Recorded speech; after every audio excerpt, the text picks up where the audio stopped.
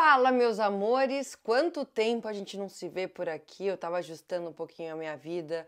Eu fiz uma cirurgia do siso no Brasil, cheguei em Paris, e sabe como que é? Dona de casa, etc, etc. Mas estamos aqui voltando aos pouquinhos e hoje o vídeo é sobre o Diniz na seleção brasileira, o que eu achei, as minhas primeiras impressões e uma avaliação geral. Eu também quero a sua opinião. Vou falar sobre o Richarlison, sobre o Neymar, sobre o estilo de jogo, sobre a questão psicológica e emocional, então fica comigo até o final que você vai gostar. Bom, a era Fernando Diniz na seleção começou com duas vitórias bem distintas, né? A primeira, um 5-1 em cima da Bolívia, empolgou geral, e a segunda, uma vitória mais magrinha, né? Em cima do Peru por 1-0. Mas eu tenho aqui uma série de tópicos para avaliar essa seleção, esse começo de trabalho. Será que o Ancelotti vai ser mesmo necessário? Olha lá. Para mim, o que eu levo de positivo? Esse ambiente que o Diniz criou. Eu vi nos vídeos da seleção brasileira como é a preleção, como ele anima os jogadores, e dá para ver mesmo pelas declarações dos atletas que o Diniz já chegou causando um excelente impacto. O povo, assim, tá muito animado com o estilo de jogo dele, né? Que é um jogo para frente, vai para cima, pega a bola, enfim. E é um técnico que tem essa questão de família. Um pouco parecido com aquela história que tinha com o Tite, mas o Diniz é um cara muito próximo dos jogadores, inclusive nessa questão emocional, psicológica. Ele mesmo, o Diniz é formado em psicologia e ele fala sobre isso de uma maneira assim frequente. Ele quer cada vez mais ajudar os atletas a renderem dentro de campo, mas também cuidando da saúde mental, né? A gente sabe que quando a gente não tá bem de cabeça, né, as coisas não funcionam. Então, eu acho que a questão do ambiente tá bem legal, é um ponto positivo. E sobre o estilo de jogo, eu achei assim que o que a gente pode esperar do Diniz na seleção é um time muito intenso, né, que mostra intensidade, ataca, vai para cima, joga para frente, chuta. Então, é o que a gente quer ver da seleção brasileira e acho que é o que ele vai conseguir construir ao longo desse processo enquanto ele estiver no comando da seleção brasileira. E a parte defensiva também achei bom, tá? É um ponto positivo, porque no primeiro jogo o Brasil contra a Bolívia sofreu um gol, não está acostumado a sofrer esse tipo de gol. Contra o Peru foi 1-0, então eu acho que a parte defensiva, a marcação, a comissão técnica pode ficar satisfeito, sabe? Porque eles entendem que o gol sofrido contra a Bolívia foi bem atípico, né? O Peru também não criou muito perigo. Vamos destacar isso também. Martinelli. Gente, como o Martinelli precisa ser mais aproveitado, ele entrou voltando 5 minutos e já mudou a cara do jogo. Então, assim, eu sou muito fã. Eu acho que quando o Vinícius Júnior não tiver na seleção brasileira, eu colocaria o Martinelli no lugar dele, colocaria o Rodrigo na direita e aí o Rafinha espera um pouquinho a oportunidade dele no banco. É meu ponto de vista, eu gostaria de ver mais o Martinelli nessa seleção brasileira, porque ele já vinha fazendo um trabalho excelente no Arsenal, né? Vem fazendo. Então acho que pode render bastante.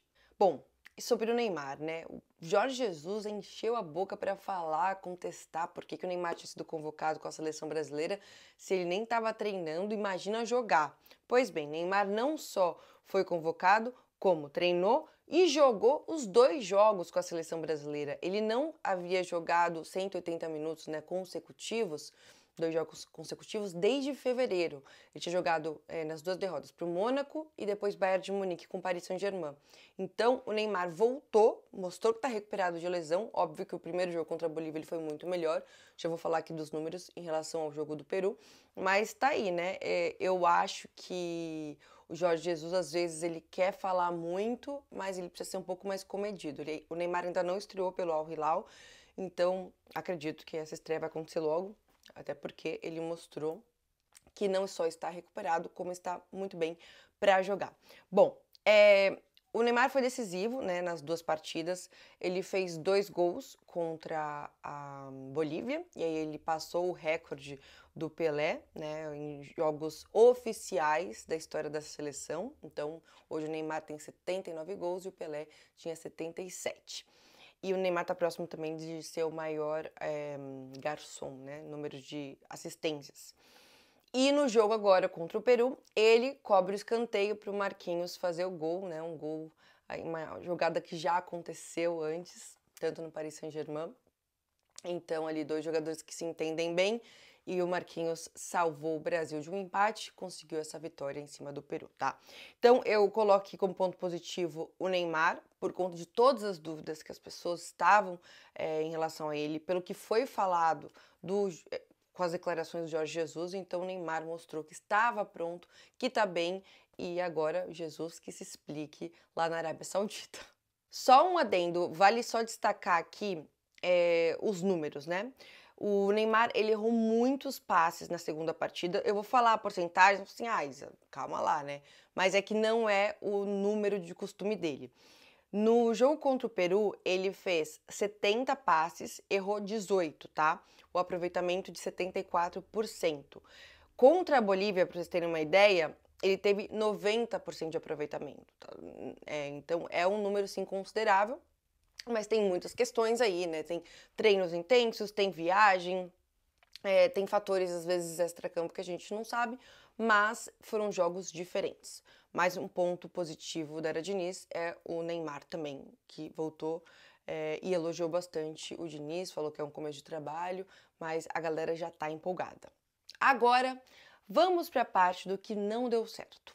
O que não deu certo? No meu ponto de vista, eu acho que a vitória magra em cima do Peru pode gerar algumas dúvidas do trabalho do Diniz, né, nos próximos jogos. Até porque o Brasil vai ter jogo contra o Uruguai no mês que vem em Montevidéu, vai ser treta. Então eu acho que esse é um ponto que a gente pode considerar. Eu não vou falar assim, nossa, tô muito empolgada com o Diniz na seleção, porque eu acho que seria exagero da minha parte. Eu acho que a gente precisa ser comedido nessa hora de analisar o trabalho, porque a gente precisa deixar, né, os jogos acontecerem para a gente fazer, de fato, um balanço. A questão das laterais, eu acho que é um grande problema da seleção atualmente.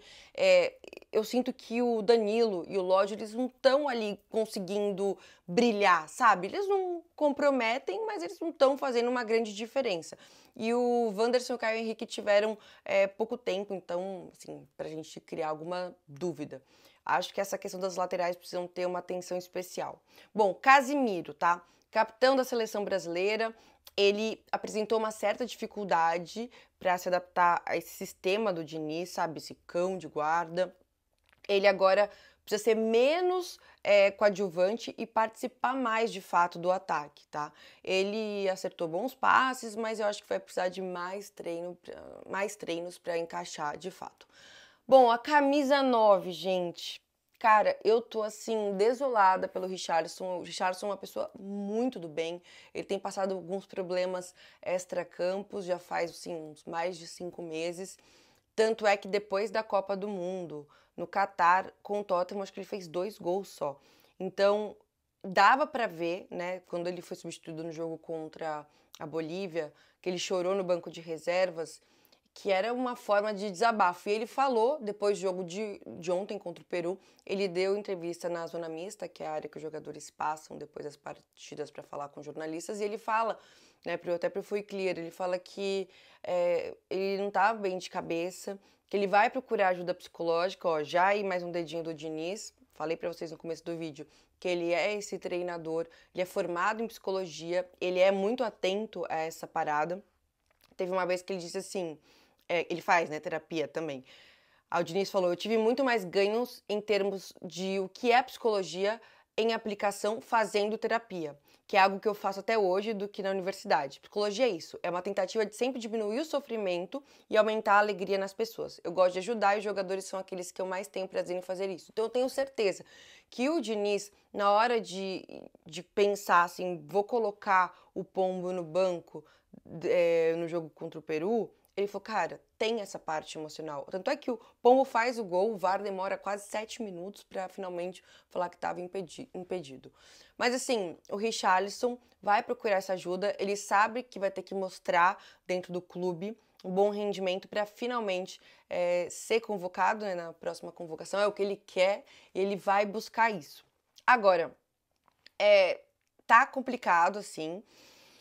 O Matheus Cunha, ele tinha sido chamado, né, na convocação original para ser o reserva do Richarlison, jogou pouco, Matheus Cunha, menos que o Gabriel Jesus, que foi chamado às pressas depois do corte do Antony, mas assim, nenhum dos dois brilhou. Então essa questão do camisa 9 é uma questão ainda delicada, tá?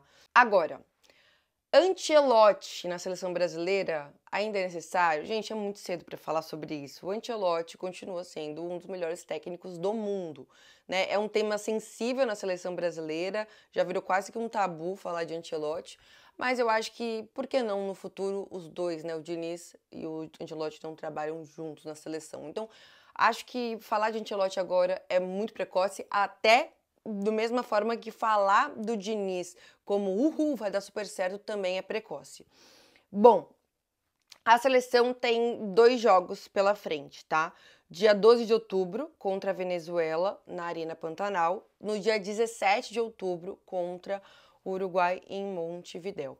O que eu acho, tá? Eu quero ver o Diniz dando oportunidades para esses jogadores que eu vou falar agora, eu quero ver eles mais em atuação e também quero ver a convocação do Douglas Luiz, tá? Martinelli precisa ser mais utilizado, Caio Henrique e o próprio Gabriel Jesus, que acabou na última Copa lesionando e sendo cortado por uma lesão no joelho. Então agora sim, resumo da ópera. Foi uma boa estreia, né? O segundo jogo foi mais difícil, já não fluiu tão perfeitamente. O Diniz é sim um bom técnico, tem potencial para dar muito certo, mas se a gente fosse colocar na balança, né, Ancelotti ou Diniz, eu escolheria Ancelotti. Mas o tempo vai dizer. Eu quero saber o que vocês acharam dessa estreia do Brasil versão Diniz. Comenta aqui e quais jogadores vocês querem ver na próxima convocação para o mês que vem, tá bom? Um beijo e até o próximo vídeo.